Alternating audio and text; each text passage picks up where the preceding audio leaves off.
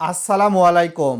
আপনার সোনালী ব্যাংকের অ্যাকাউন্ট রয়েছে ঢাকার মিরপুর ব্রাঞ্চে, কিন্তু আপনি কাজের প্রয়োজনে ঢাকার বাইরে রয়েছেন, সেটা বরিশাল বা রাজশাহী। আপনি চাইলে বরিশাল বা রাজশাহীর সোনালী ব্যাংকের যে কোনো শাখা থেকে আপনি আপনার ব্যাংক অ্যাকাউন্টের বিপরীতে এমআইসিআর চেকবুক কিন্তু কালেক্ট করে নিতে পারবেন।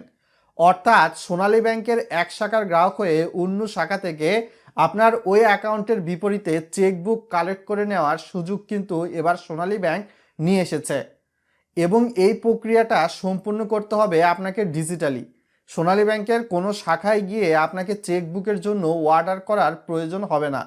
ভিডিওটা লাইক করে শেয়ার করে দিবেন, যাতে করে আরও মানুষ বিষয়টা সম্পর্কে জেনে উপকৃত হতে পারে। সোনালী ই ওয়ালেটে চলে আসার পরবর্তীতে কাইন্ডলি নিচের দিকে চলে যাবেন। নিচের দিকে চলে গেলে আপনি সার্ভিসেস নামে একটা অপশান দেখতে পারবেন, সেখানে আপনাকে ক্লিক করে দিতে হবে। তারপর আপনি দেখতেই পারবেন চেকবুক রিকোয়েস্ট, প্রথম অপশান। এখানে আপনাকে কিন্তু ক্লিক করে দেওয়ার প্রয়োজন হবে, কিছুটা লোডিং হবে, ইন্টারনেট কানেকশনের উপর ডিপেন্ড করে আপনার ব্যাংক অ্যাকাউন্ট সংক্রান্ত তথ্য এখানে দেখাবে। এখানে মূলত বলা হয়েছে select number of cheque leave per book, অর্থাৎ আপনি কত পাতার চেকবুক নিতে চান, 10 পাতার না 20 পাতার না 30 পাতার। আমি 10 পাতার দিয়েই দেখাচ্ছি।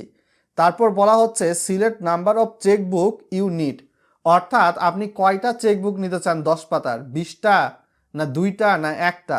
তো এখানে সম্ভবত একটাই প্রথম অপশান রয়েছে, যেহেতু পাইলট প্রজেক্ট হিসাবে শুরু হয়েছে। তারপরে বলা হচ্ছে সিলেক্ট চেকবুক রিসিভিং ব্রাঞ্চ, অর্থাৎ আপনার সোনালী ব্যাংকের যেই শাখায় অ্যাকাউন্ট, সেই শাখা ব্যতীত অন্য কোনো শাখা থেকে যদি চেকবুক কালেক্ট করতে চান, এখানে কিছু অপশান আপনাকে সিলেক্ট করে দিতে হবে। সাপোজ আপনি এখন রাজশাহী আছেন বা বরিশাল আছেন। রাজশাহী বা বরিশাল তো সোনালী ব্যাংকের একটা শাখা নয়, আর রাজশাহী বা বরিশাল তো সাধারণত ছোট্ট একটা জায়গা নয়, বড় জায়গা।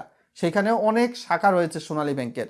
এজন্য প্রথমে আমাদেরকে সিলেক্ট ডিস্ট্রিক্ট অপশানে ক্লিক করে আপনার ডিস্ট্রিক্টটা সিলেক্ট করতে হবে। তো এইখান থেকে আমি বরিশাল যেই ডিস্ট্রিক্টটা রয়েছে সেটা সিলেক্ট করে আপনাদেরকে দেখাচ্ছি।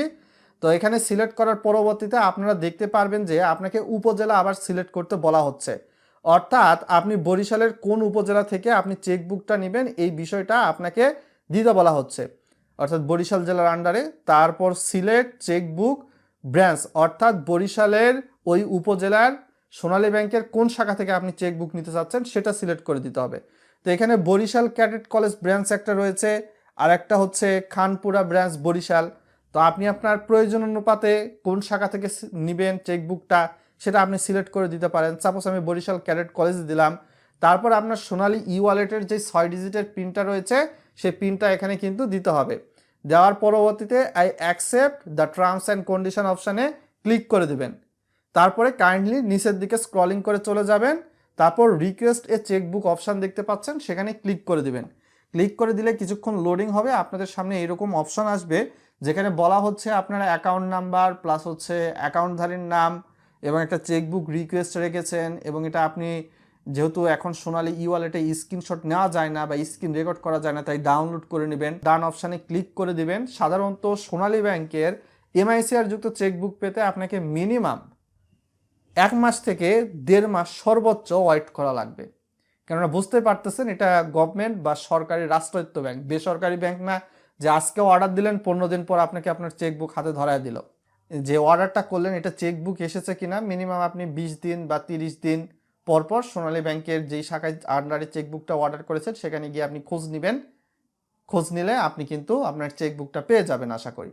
কেননা এটা কিন্তু বেসরকারি কোনো ব্যাংক না যে আপনাকে ব্যাংক থেকে ফোন করে বলা হবে আপনার চেকবুক এসেছে আপনি রিসিভ করে নিয়ে যান, বা আপনাকে মেসেজ বা মেইল করা হবে।